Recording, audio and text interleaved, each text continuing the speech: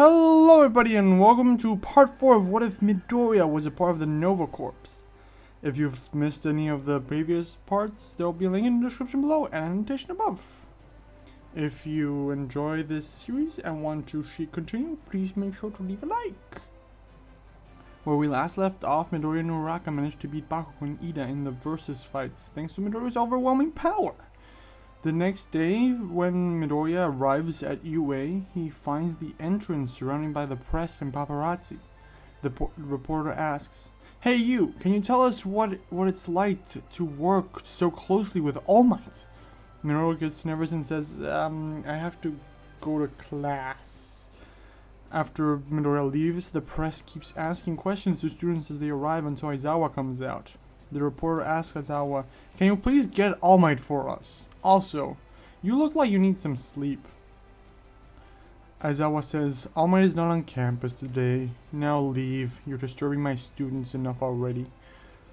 Aizawa then leaves as the press protests. Later in the 1A classroom, Aizawa says, "Decent work on yesterday's combat training, you guys. I saw the video feeds and went over each of your team's results. Okay, let's get down to business. Our first task will decide your future." The whole class gets nervous, wondering if it's another quirk test. Aizawa says, "You all need to pick a class representative." The class, after a bit of deliberation, ends up deciding on a system to vote the class rep. Midoriya ends up with the most votes, having 3 in this version of events, so Midoriya becomes class rep with Yorozu as the vice rep with 2 votes. After class, Midoriya goes with Iida and Uraraka to eat lunch. Uraraka says, "It's always so crowded in here." Iida says, "That's probably because the students from the Hero, Support, and General Studies share the same cafeteria." Midoriya says, "Can't believe I'm the class rep." Uraraka says, "Why?" Iida says, "You'll be great at it." "I don't doubt it. I trust your judgment. That's the reason I voted for you.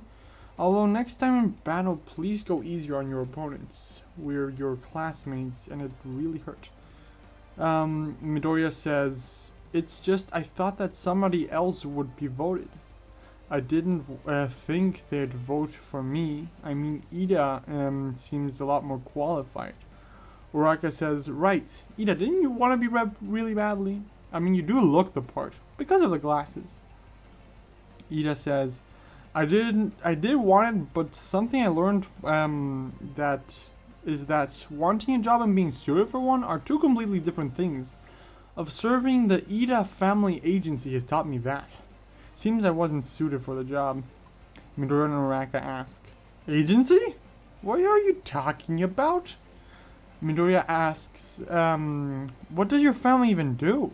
Iida says, it's nothing." Uraraka says, "You know, I've been wondering something about you." "Admit it, Iida, you're filthy rich." Iida says, "I was afraid people would treat me differently if they knew about my family." Midoriya and Uraraka glare at Iida. Iida says, "You see, the Iidas have been pro-heroes for generations. It's in our blood." Uraraka and Midoriya say, "That's awesome." Iida says, "Are you familiar with the turbo hero Ingenium?" Midoriya gets excited and says, "I know all about him! He's a super popular pro with 65 psychics working alongside him at his Tokyo agency." "Don't tell me!" Iida proudly says, "He's my older brother." Uraraka says, "Wow, Iida, your family's famous." Midoriya says, "I can't believe it." Iida says, "Ingenium is an unmatched commander who honors the hero code, and I strive to be just like him." The 3 of them continue talking for about a minute when an alarm sounds. The alarm says, "Warning, level 3 security breach. Please exit the building in an orderly fashion." Iida asks, "What's a level 3 security breach?" A 3rd-year student says, "It means that somebody has managed to get past the school's barriers. This hasn't happened in my 3 years here. We should get going." Uraraka, Midoriya, and Iida rush to the exit, but a huge crowd forms and they are caught in it. Midoriya and Iida are pushed against the window, seeing the press outside. Midoriya tries to get his helmet out of his pocket, since it becomes like cloth when you don't wear it. But as he prepares to put it on, he gets bumped and the helmet falls on the ground. Iida asks Uraraka to make him float, and she does. Iida, in the air, uses his reciprocal burst to push himself against the wall. Iida shouts, "Listen up, everyone. Everything is okay. It's just the media outside. There's absolutely nothing to worry about. Everything's fine. We're UA students. We need to remain calm and prove that we're the best of the best." The students start calming down. A random UA student says, "Look, the police are here." The incident is taken care of, and later the students return to class, where Midoriya nominates Iida to be the new class rep instead of him. The class except Yaoyorozu, who's a bit reluctant. The next day, All Might is running late on his way to school because he's constantly fighting villains on the way there. In the 1A classroom, Aizawa says, "Today's training will be a little different. You'll have 3 instructors. Me, All Might, and another faculty member. We'll be keeping tabs on you." Zero asks, "Sir, what kind of training is this?" Aizawa grabs a small sign that reads "Rescue," and he says, "Rescue. We'll be dealing with natural disasters, shipwrecks, stuff like that." And the class gets excited. Aizawa continues, "Guys, I'm not finished yet. What you wear in this exercise is up to you. I know you're excited about costumes, but keep in mind that you haven't gotten used to them yet, and they might limit your abilities. This special training is on an off-campus facility, so we'll be taking a bus to get there. That's all. Start getting ready." Midoriya thinks, rescue training? Should be a piece of cake after all the people I've already rescued. A bit later outside, the bus arrives, and Iida as the class rep, gets everyone in an orderly line and gets them into the bus. On the way to the USJ, the students have a small interaction in the bus. They discuss their quirks, and Bakugou is made fun of a little because of his attitude. Aizawa says, hey, we're here, so stop messing around." The students get off the bus and see the USJ facility. 13 says, "Hello everyone. I've been waiting for you." Midoriya says, "It's the space hero 13! The chivalrous pro who has rescued a ton of people from disasters across the world." Uraraka says, 13's one of my favorite heroes." 13 says, "I can't wait to show you what's inside." The students start heading inside of the USJ. Midoriya stops 13 for a moment and asks, "Have you ever actually been to space?" 13 says, "No. We currently lack that technology." Midoriya says, "Then why did you call yourself the space hero? I mean, I've been to space." And he just walks away, leaving 13 a bit confused. The students see the inside of the USJ and are amazed. Kirishima says, "Holy crap, it looks like some kind of amusement park." 13 says, "A shipwreck, a landslide, a fire, a windstorm, etc. I created this training facility to prepare you to deal with different types of disaster sites. I call it the Unforeseen Simulation Joint, but you can call it USJ." Aizawa says, "Hey, shouldn't All Might be here already? Let me guess, he booked an interview instead." 13 raises 3 fingers. 13 whispers to Aizawa, "Actually, it's something else. Apparently he did too much hero work on the way to school this morning and used up all his power. He's resting in the teacher's lounge." Aizawa says, "Clock's ticking." 13 says, "Excellent. Before we begin, let me say one thing. Well, maybe 2 things, possibly 3, 4, or 5. The class says, "We get it." 13 says, "Listen carefully. I'm sure you're all aware that I have a powerful quirk. It's called Black Hole. I can use it to suck up anything and turn it into dust." Midoriya says, "Yeah, you've used it to save many people around the world. Hope I can live up to that." 13 says, "That's true, but my quirk could very easily be used to kill. Some of you also have powerful powers that could be dangerous in our society. In our society, all quirks are certified and strictly regulated. so we often overlook how unsafe they can be. Please don't forget that if you lose focus or make the wrong move, your powers can be deadly, even if you're trying to do something virtuous like saving someone. Midoriya clenches his fist, being reminded of the battle against Iida and Bakugou. 13 says, thanks to Aizawa's fitness test, you have a solid idea of your quirk's potential. And because of the combat training, you're likely experienced how dangerous your powers can be when used against other people. Carry those lessons over to this class. Today, you'll be learning how to use your quirks to save people's lives. You won't be using your powers to attack enemies or each other, only to help. After all that, that's what being a hero is all about. Ensuring the safety of others. That's all I have to say. Thank you for listening. The class applauds the speech. Aizawa says, right. Now that that's over, he points at the center of the USJ. Suddenly, a stream of electricity starts going through the building, deactivating the lights.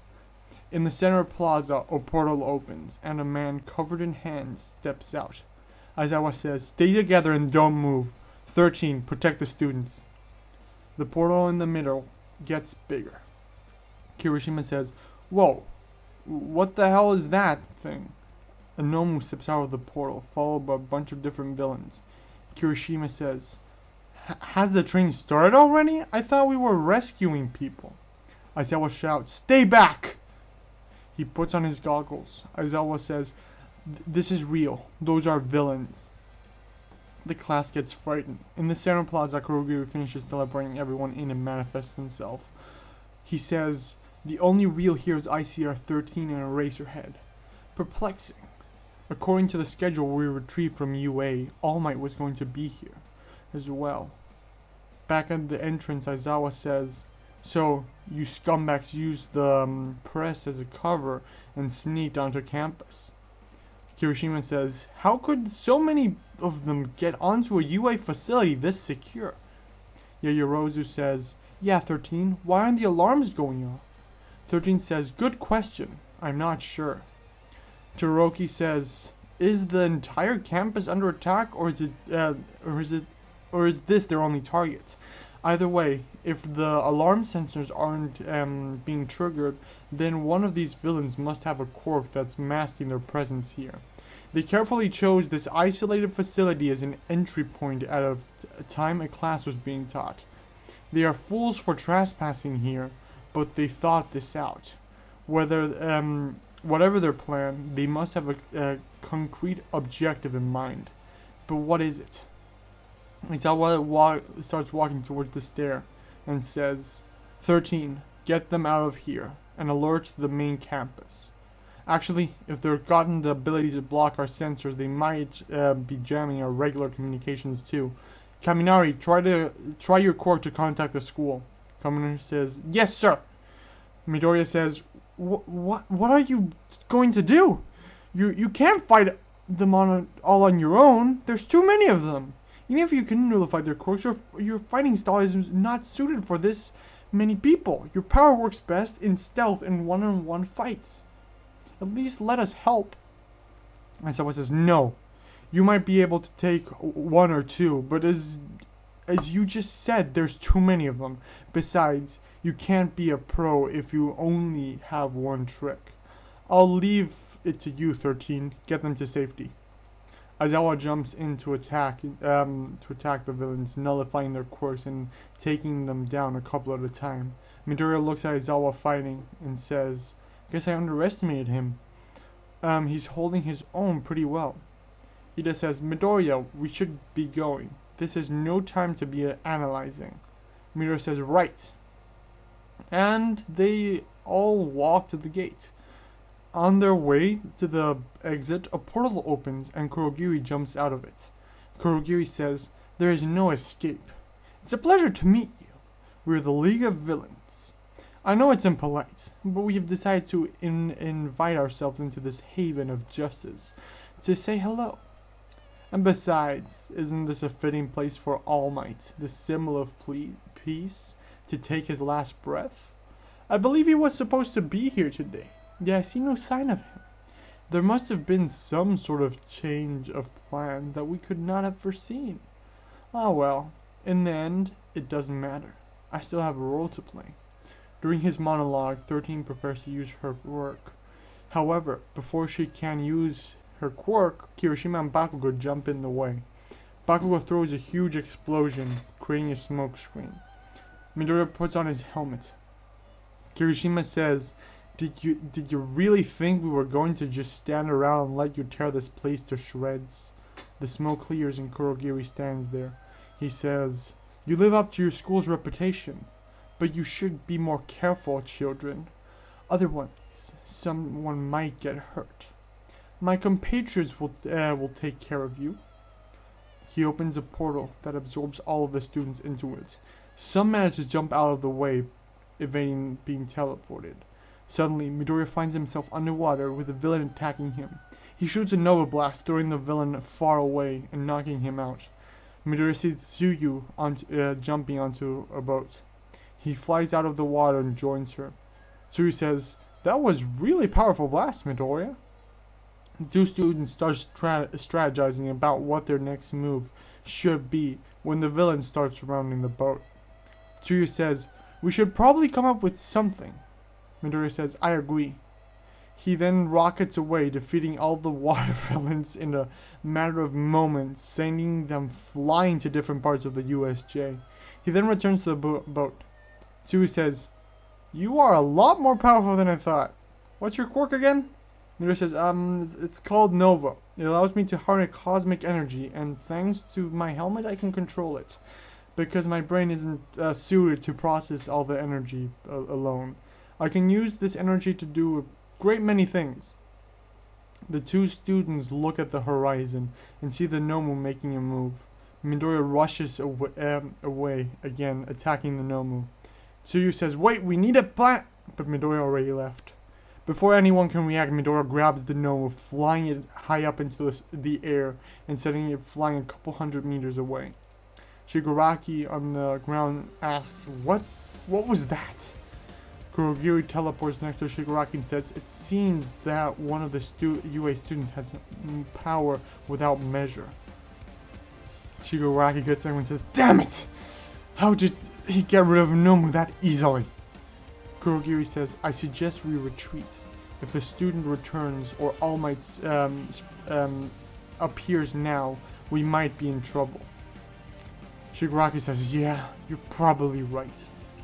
Aizawa throws his binding scarf as Shigaraki stopping him. Shigaraki touches it, making it decay as the other villains keep attacking. As they leave, Kurogiri asks, should we take some of our associates with us? Shigaraki says, no, they're just pawns. Let them create some trouble. Midoriya lands on the ground and helps Aizawa take care of some of the minor villains, while Iida, who managed to escape, called the rest of the school staff.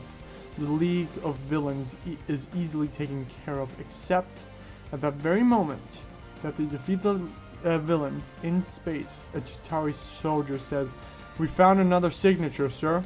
It's coming from an area called Japan in Earth. Titus asks, how close are we? Another Chitauri soldier says, approaching Earth, sir. On the ground, the police take the villains into custody while reviewing if the students are alright. When in the sky, a bunch of spaceships start appearing. Anyway, I hope you enjoyed this episode. If you did, please leave that like button. And if you're new, you can always subscribe. If you have any suggestions, please leave them either in the description below or on my Discord. And until next time, have a nice day, everyone. Bye!